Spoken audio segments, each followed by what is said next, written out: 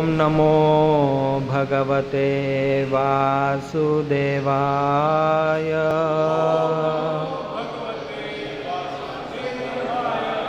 Om Namo Bhagavate Vasudevaya.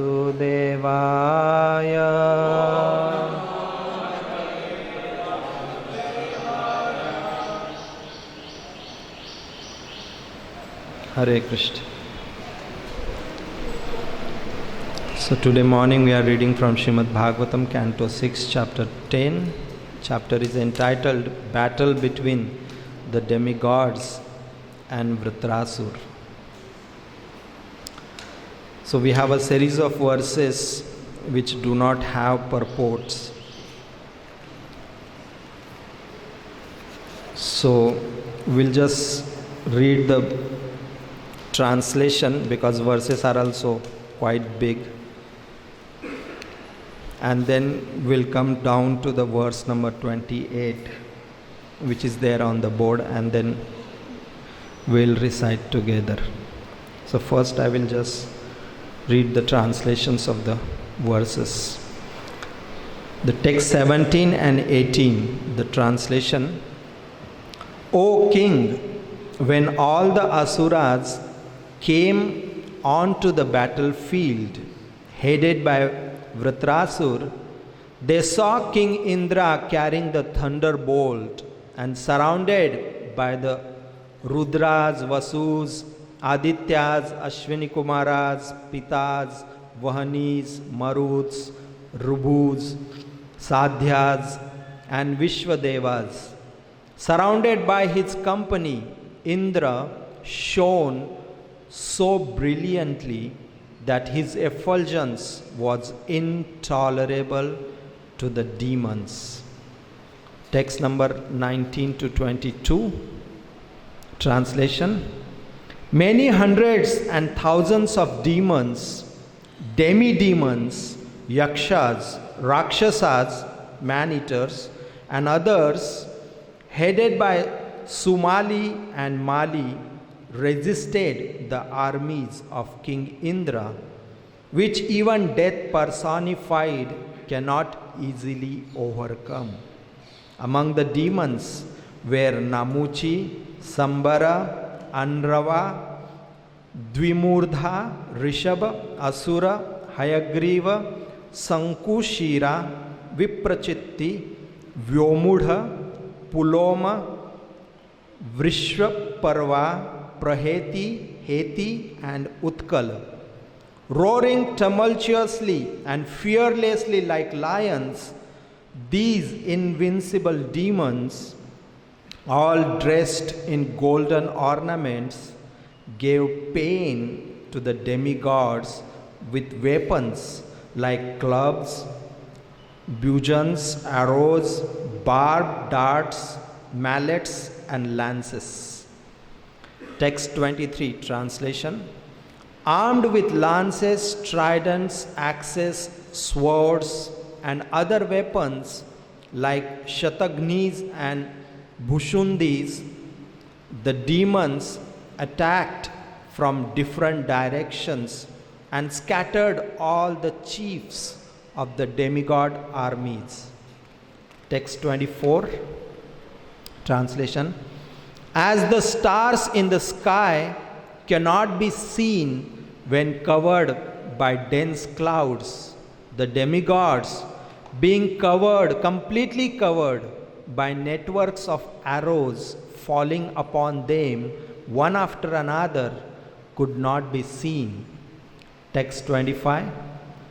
The showers of various weapons and arrows released to kill the soldiers of the demigods did not reach them, because the demigods, acting quickly, cut the weapons into thousands of pieces in the sky. Text 26. Translation. As their weapons and mantras decreased, the demons began showering mountain peaks, trees, and stones upon the demigod soldiers. But the demigods were so powerful and expert that they nullified all these weapons by breaking them into pieces in the sky as before. Text number 27, translation.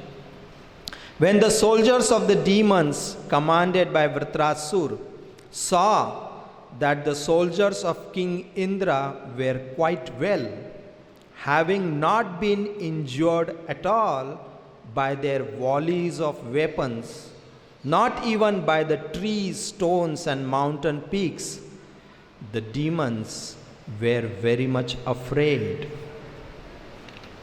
And text number 28.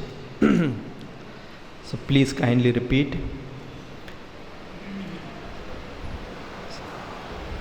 Sarve prayasa abhavan vimogha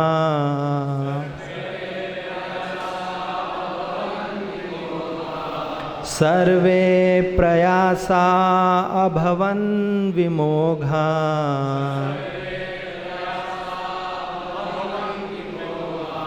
Krutaha kruta deva ganeshu daite Krutaha kruta deva ganeshu daite Krishna nukuleshu yatha mahatsu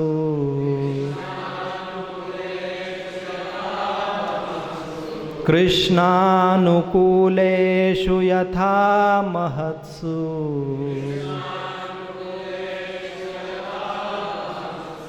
Kshudre prayukta ushati rukshavacha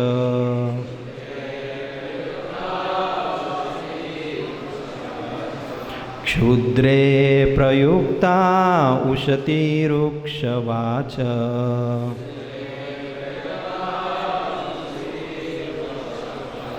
Sarve prayasa bhavan vimogha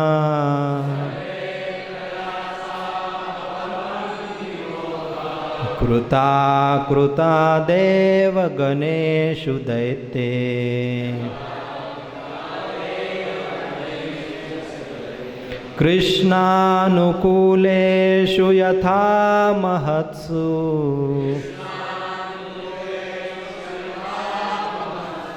Kshudre prayukta ushati rukshavacha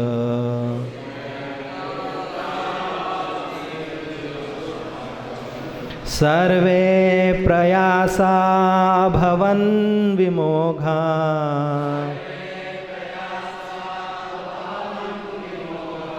Kruta kruta deva ganeshu daite Krishna nukuleshu yatha mahatsu Kshudre prayukta ushati rukshavacha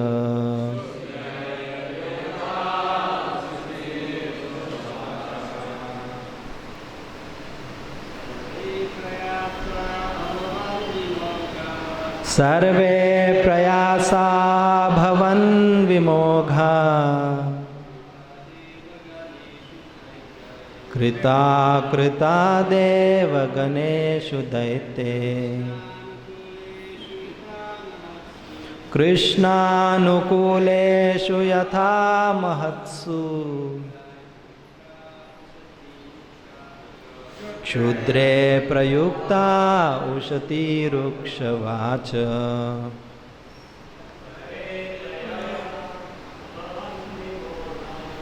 Sarve prayasa bhavan vimogha Kritaha krita deva ganeshu daite Krishna nukuleshu yatha mahatsu Kshudre prayukta ushati rukshavacha. Ladies, Matajis.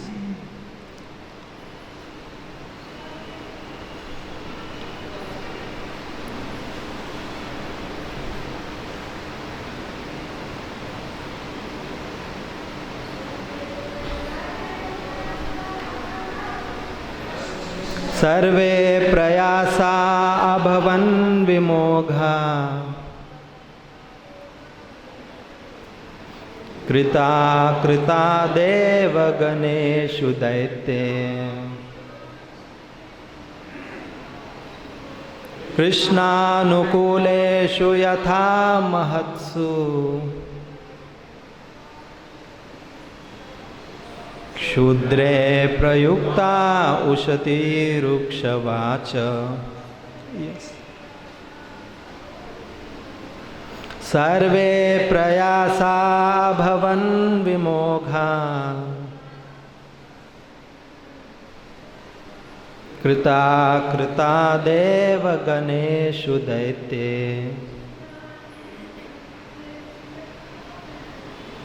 कृष्णानुकूलेषु यथा महत्सु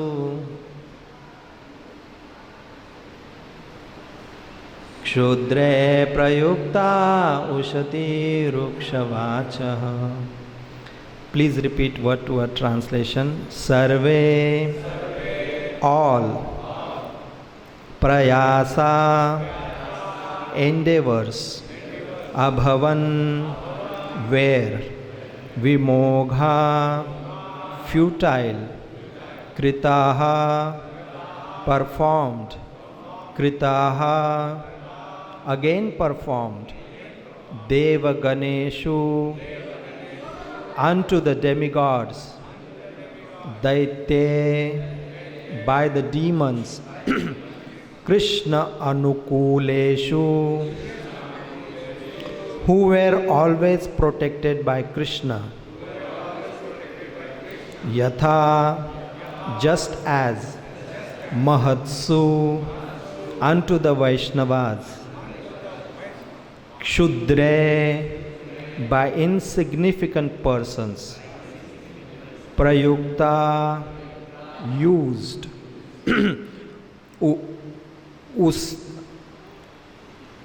ushati, unfavorable, ruksha, rough, vachaha, words. Translation and purport by His Divine Grace Srila Bhai Charnaravinda Bhaktivedanta Swami Srila Prabhupada. Srila Prabhupada ki. Translation. When insignificant persons use rough words to cast false, angry accusations against saintly persons, their fruitless words do not disturb the great personalities. Similarly, all the efforts of the demons against the demigods, who were favorably situated under the protection of Krishna, were futile. Purport. Very short but sweet purport Prabhupada gives.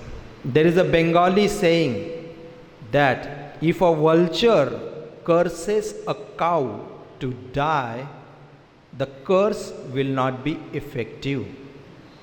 Similarly, accusations made by demoniac persons against devotees of Krishna cannot have any effect. The demigods are devotees of Lord Krishna, and therefore the curses of the demons were futile. Om Ajnanatimirandasya Jnananjana-shalakaya Chakshurunmilitam yena Tasmai Shri Gurave Namaha. Shri Chaitanya Manobhishtam Sthapitam yena Bhutale Swayam Rupa Kadamayam Dadati Swapadantikam. Vandeham Shri Guru Shri Yuta Padakamalam Shri Gurun Vaishnavamscha Shri Rupam Sagrajatam Sahagana Raghunathanvitam Tam Sajivam Sadvaitam Savadhutam Parijana Sahitam Krishna Chaitanya Devam Shri Radha Krishna Padan सहगना Lalita श्रीविशाखान्वितंश्च नमा ॐ विष्णुपादाय कृष्णप्रेष्ठाय भूतले श्रीमते भक्तिवेदान्त स्वामिनिति नामिने नमस्ते सरस्वती देवे गौरवाणी प्रचारिणे निर्विशेष शून्यवादी पाश्चात्यदेशतारिणे नमो महावदन्याय कृष्णप्रेमप्रदायते कृष्णाय कृष्णचैतन्य नामिने गौरतुषे नमः। हे कृष्ण करुणा सिंधु दीनबंधु जगतपते गोपेश गोपिका कांत राधा कांत नमोस्तुते तप्त कांचन गौरांगी राधे वृंदावनेश्वरी वृषभानुसुते देवी प्रणमामि हरिप्रिये।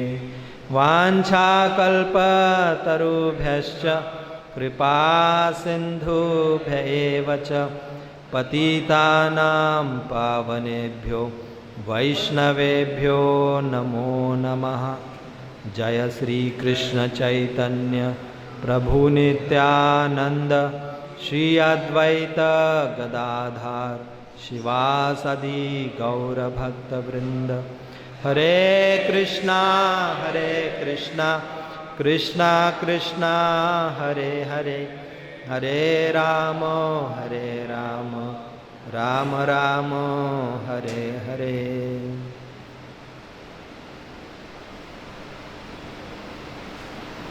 हरे Krishna.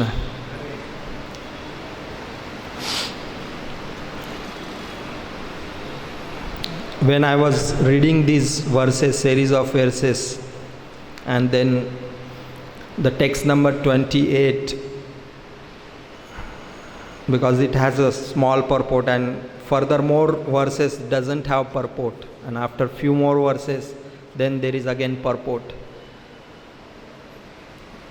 And the incident what is going on in this chapter is the battle between demigods and the demons, and the description of how the demons are throwing all their weapons at the demigods and how the demigods are counteracting those weapons.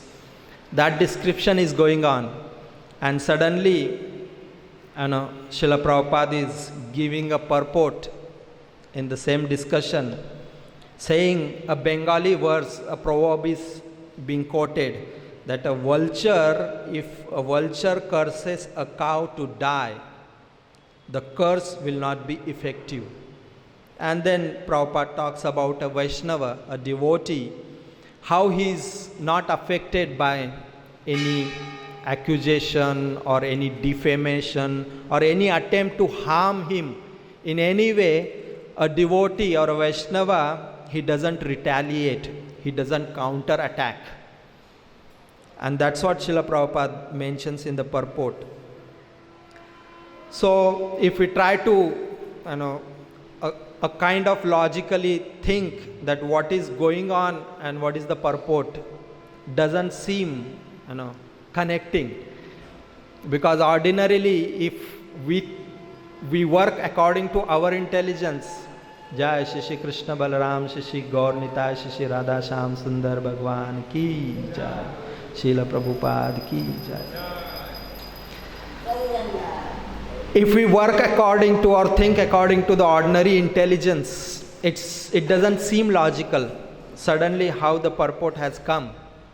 And that's the sweetness of Srila Prabhupada's purports, because apparently it may not look any connection, because the war description is going on, the weapons are being thrown on one another, and suddenly a Vaishnava principle is being spoken of in a purport,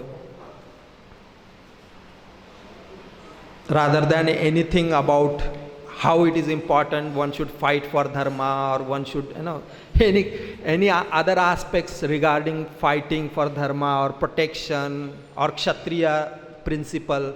Anything Prabhupada could have spoken, but Prabhupada has spoken because Prabhupada doesn't go by ordinary intelligence when he is giving the purports.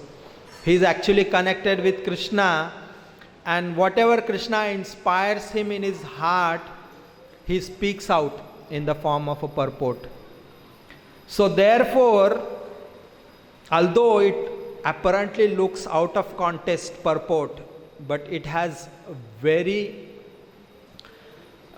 important connection in regards to performance or in regards to execution of one's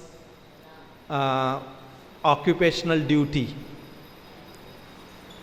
Because while being in the material world, when one is performing one's occupational duty, one will face such situations as Prabhupada is talking about: accusations or defamation or honor, dishonor and things like that. This very much comes. And ordinarily, being overpowered by mode of passion and ignorance, one tends to react. One wants to reply back because he feels somebody is insulting me, somebody is defaming me, somebody is accusing me for false reasons. Immediately one wants to retaliate, prove his position that no, I am not like that, I am right, I am correct. This naturally comes out. But this shows how one is not transcendental. How? Because Krishna very clearly explains. If we read so many, 2nd chapter, if we read 7th chapter, if we read 12th chapter, even 10th chapter, Krishna talks about how a transcendentalist behaves in different situations. One of the verse, samha kshatro cha mitro cha tulya ninda stutir moni santushta. So these are the qualities Krishna explains, Bhagavad-Gita, that how he is equal. He doesn't react, he doesn't counter-attack the offender, one who is offending him. He just tolerates and just goes on, understanding that what this person is speaking is not exactly truth, or he is not functioning on his constitutional level. He is acting on a bodily platform under the modes of nature, and that's why he is speaking. In fact, there is a very important aspect to note, that whenever somebody is accusing, for example, we can take for ourselves, if somebody is accusing us, we don't have to react to him, because we understand that when a person is bringing out something from his inside, there is something inside because of which he is bringing out what he is bringing out. And the fact that he is bringing out, that means he is suffering very much inside his heart. Because of that, whatever that may be. That may be because of his false pride, that may be because of his envy, that may be because of his arrogance, or that may be for any reason, for insecurity feeling, whatever can be the reasons. But because he is suffering inside his heart, to relieve himself, he is bringing it out and throwing it on ourselves. So there was one beautiful example I was just reading. There I came to know about Lord Buddha and his disciple. One incident was mentioned. One time when Lord Buddha, he was sending his disciple, one of the disciple, his name was Anand. He was sending him for preaching the message of Dharma. But before sending him, he wanted to make sure that whether my disciple is ready to preach. So he asked him that, my dear disciple, when you go to a city and you try to preach the message of dharma, and the people of the city, if they insult you, what will you do? That was the question. Then the disciple said, my dear Lord, I will bless them. I will bless them by saying, thank you very much for not harming me.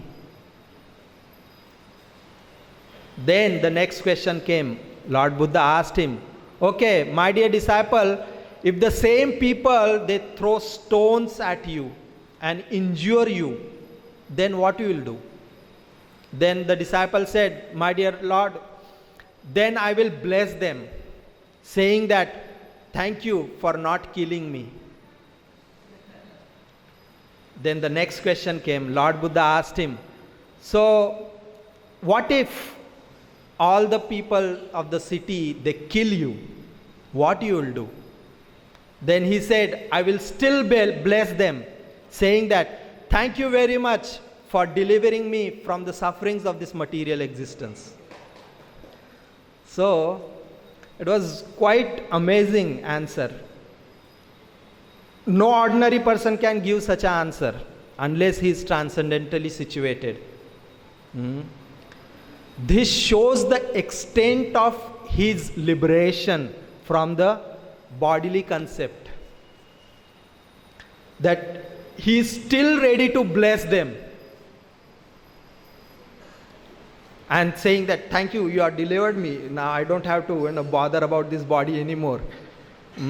Because in preaching dharma, you have killed me. Surely I will attain the lotus feet. Of course, they don't know the concept of lotus feet of Krishna, because the philosophy is different. But the aspect is very important to understand. That the more one is above bodily level, the more one is expected to have such a consciousness. Or it is very natural he will exhibit such a consciousness. And the more one is not in a bodily, not above the bodily consciousness, the more counteractions will be heard from him.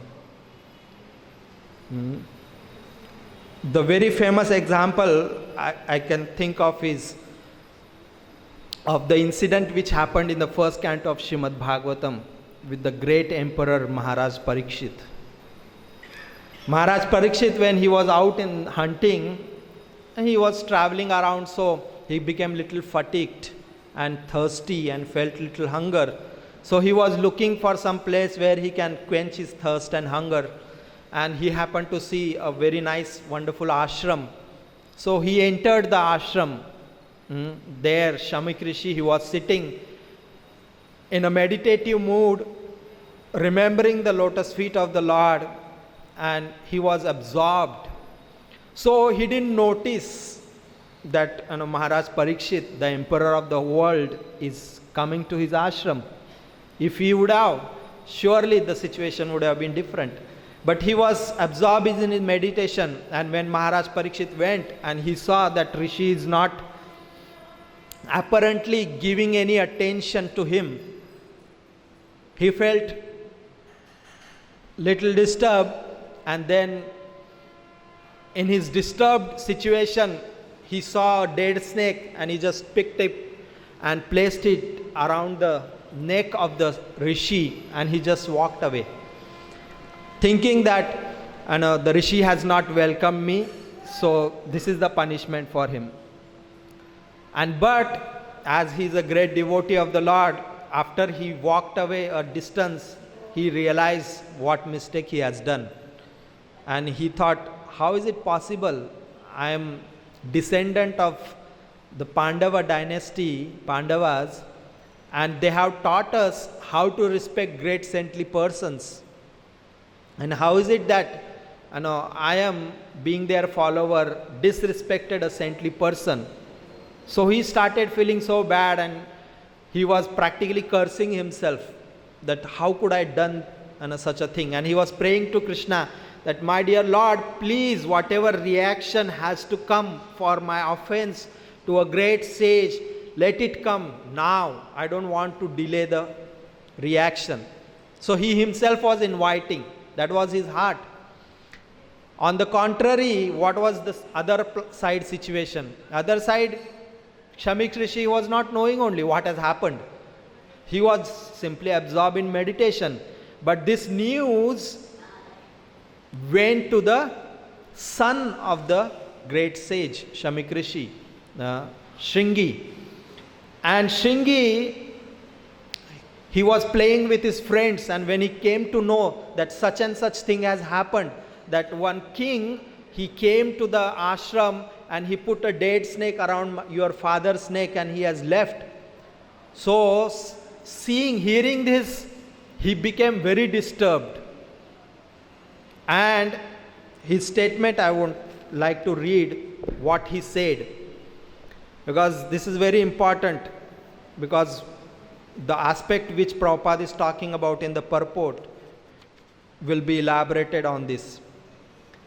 He says, on the departure of Lord Sri Krishna, the Supreme Personality of Godhead, and the Supreme Ruler of everyone, the upstarts have flourished, separated from the protector. And therefore, I shall take up the matter to punish them. Just see my power. And proclaiming this in front of all his friends, he pronounced a curse to punish the king, that he will die in the seventh day from now on. A snake bird will come and bite him and he will die because of that. Srila Prabhupada in the purport, he says, this is the way how Kali entered into the kingdom of Maharaj Parikshit. He said, I shall take up the matter. He was taking up the matter. A leader is, because Brahmana is considered as a leader is supposed to be servant.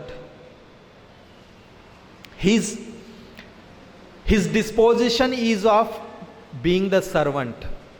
But when he gives up that disposition of being a servant and takes the position of being the master, that's where the fall down begins. And that's what has happened.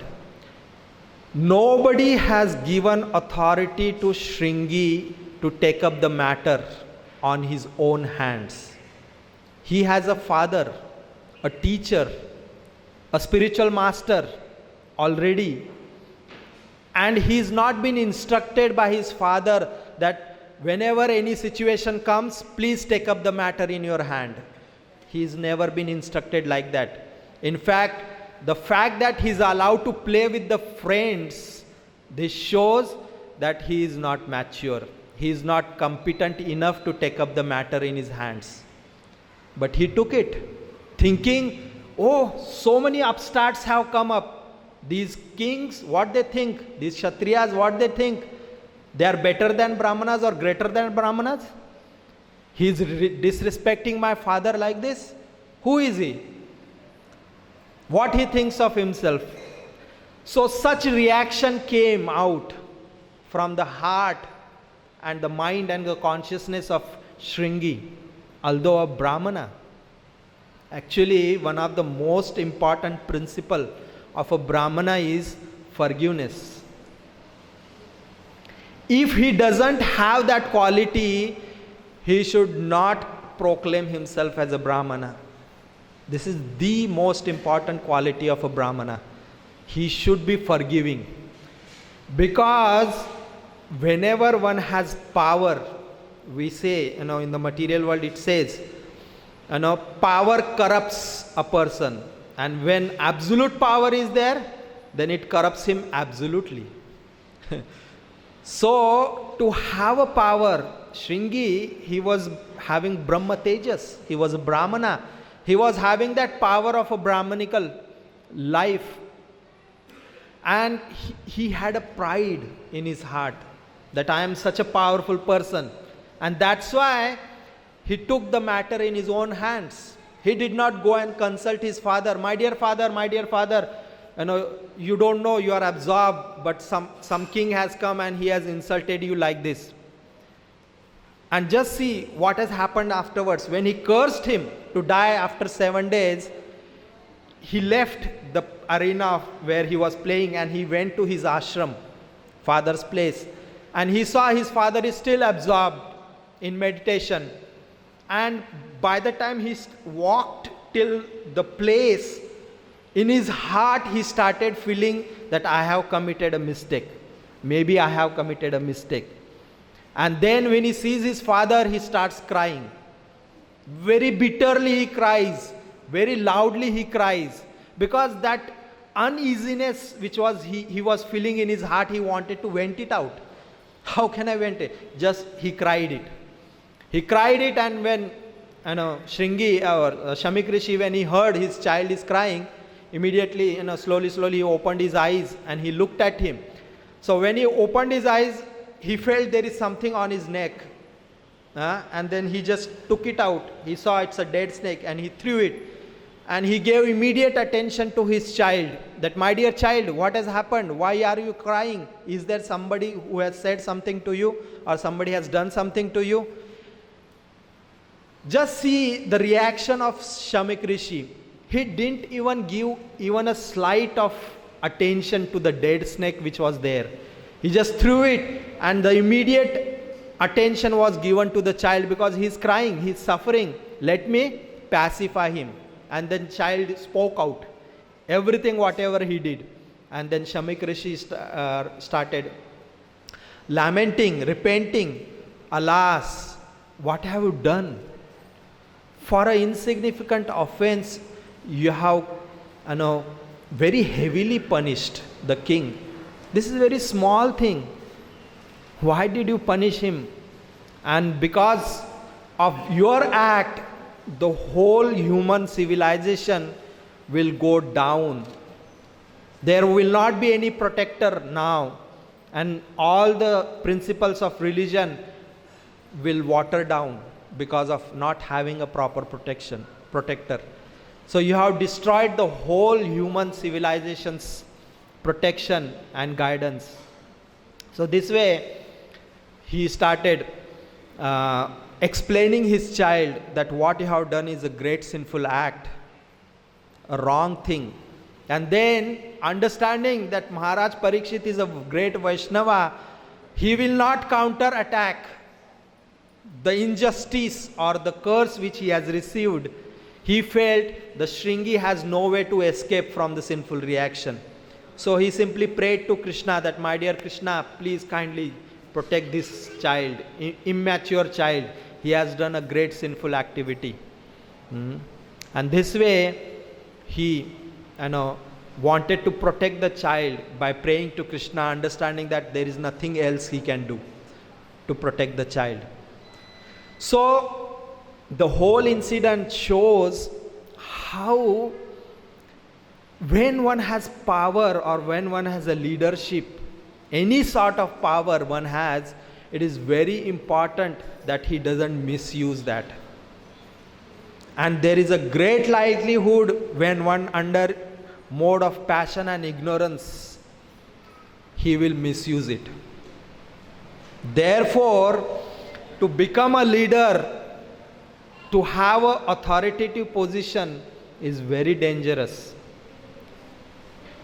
When we don't have that purity of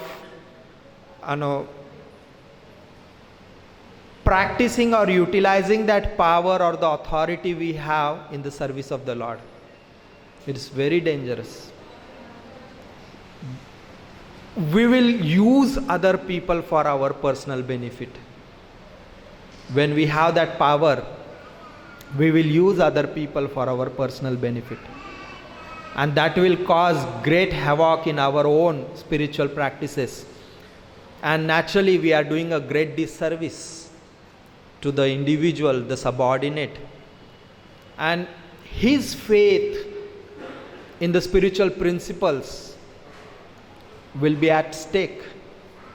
He will think, what kind of leaders I have? What kind of authorities I have? They are corrupt. They are misusing, they are using us for their personal benefit. So one's faith in Krishna consciousness will go down. So therefore it is very important that one is very transparent and more or less free from this corruptive mentality or master mentality of trying to exploit when one accepts such a position as a leader, as authority. Otherwise, being such an authority, he is not going to increase the glory of Krishna or glory of Srila Prabhupada, but it is going to decrease their glories, because we'll think, what kind of leaders are in this movement, or what kind of authorities are there in this movement. But it's not their fault that they have created a movement, but it's actually our fault that we are assuming the position when we are not pure in our intention, pure in our service mood. So this is very important aspect. And Srila Prabhupada is delineating how Parikshit Maharaj did not counter-attack. So unless one is free from bodily concept, because these dualities are experienced only on the bodily level. When one thinks I am this body, then he has concept of honor, dishonor, happiness, distress, all these things will happen. And therefore it is very important that we have always this Shravanam going on, because through the process of Shravanam, Krishna and Krishna's devotees tries to help us to be situated on a transcendental level. Because at least intellectually one has to understand. If one is not on the platform, at least intellectually one has to understand that he has to act on that platform as a servant, and try to help others also to be situated in the process of Krishna consciousness.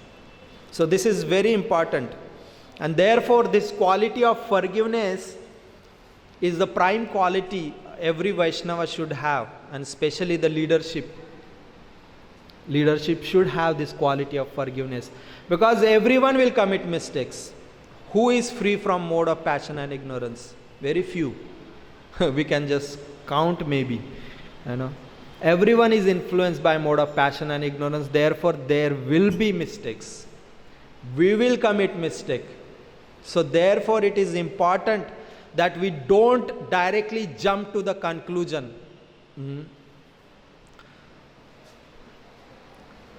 I shall take up the matter in my own hands. Shingi did that, but we are not supposed to do that as an individual. Of course, when one has a service of being a spiritual master or being a spiritual authority who is taking up responsibility of training a devotee, he may take up as a service to correct someone or to check someone. But ordinarily, others should not take up the matters in their own hands to correct somebody or to tell somebody what should be done. It is not the service. So therefore, this aspect we have to avoid very carefully, because we have a tendency to take the matter in our hands, because we have a tendency to be master. We always, often, very often, we take the matter in our own hands, always. So this is very important aspect of devotional service.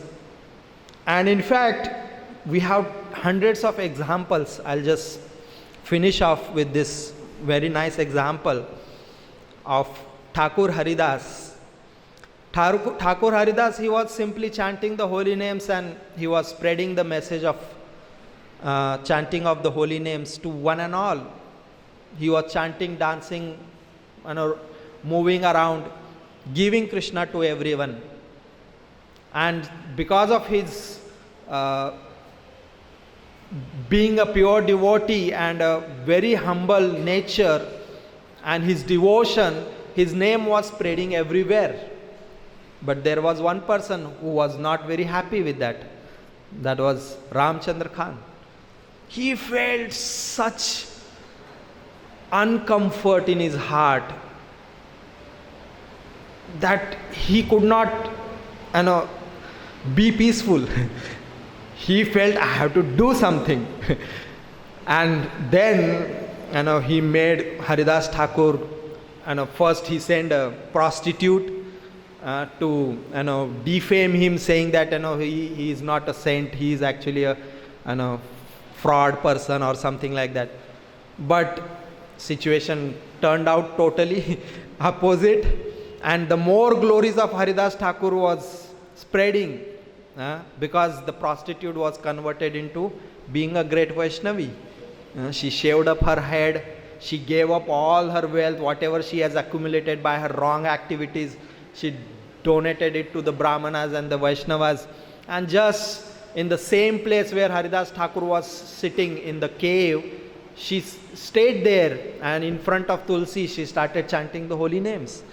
Her life was totally transformed, and people, when they heard, they were wanting to come and see who is this great lady, whose life is transformed.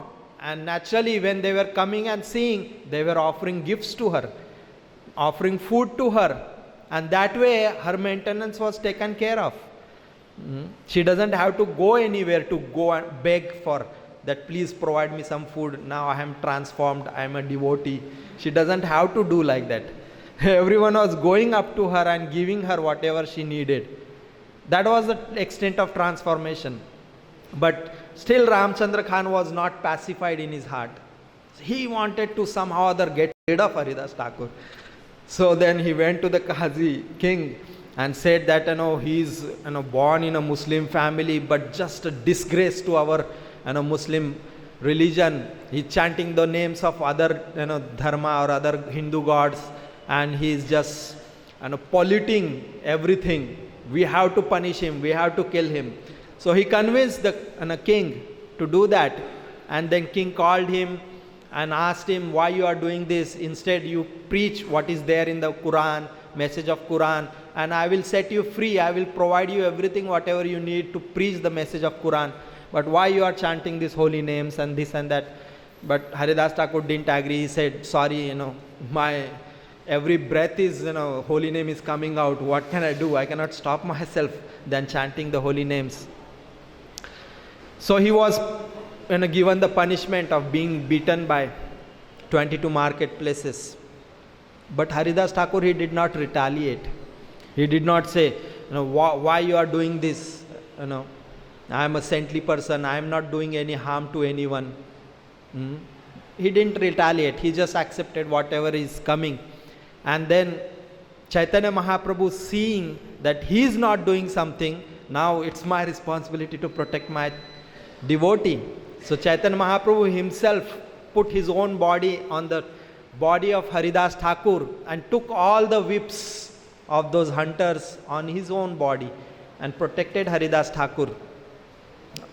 So the point is how a Vaishnava doesn't care at all for his personal glorification or personal honor or personal comfort. He doesn't at all. But it's not easy for everyone to practice what we are talking about. Because if somebody doesn't even offer obeisances to us, we think, my God, what has happened to him? He's in Maya, or he has forgotten Vaishnava etiquettes? What has happened to him? Immediately the the chakra starts in the mind and intelligence. So very difficult, practical level, to practice such a level of devotional service is very difficult, very, very difficult. Therefore, it is very important that we cultivate these qualities, Vaishnava qualities in our personality, so that we don't bother about small petty things which are happening. We don't have to get disturbed by petty things. Just, okay, if we have a position on service to tackle the situation, to repair the situation, we may do that as a service. But in otherwise, if we don't have that specific service, we just don't have to bother about it. Maybe we can pray to Krishna, for that devotee, that my dear Krishna, please enhance his hearing process, please enhance his studying Srila Prabhupada books process, so that he understands the devotional principles and doesn't give so much importance to his bodily level, honor, dishonor, or comfort and things like that. We can pray to Krishna in that way. And we should first of all pray for ourselves, that my dear Krishna, let my Shravanam Kirtanam process become more nicer and more good, so that I understand the devotional principles. I cultivate this humility and this forgiveness in my heart, so that the way I become, when Krishna sees me, he will be very happy to see me performing his devotional service, and by that Krishna will bless me. So thank you very much for all of your kind attention. Hare Krishna. Granth Raj Srimad Bhagavatam ki, Srila Prabhupada ki.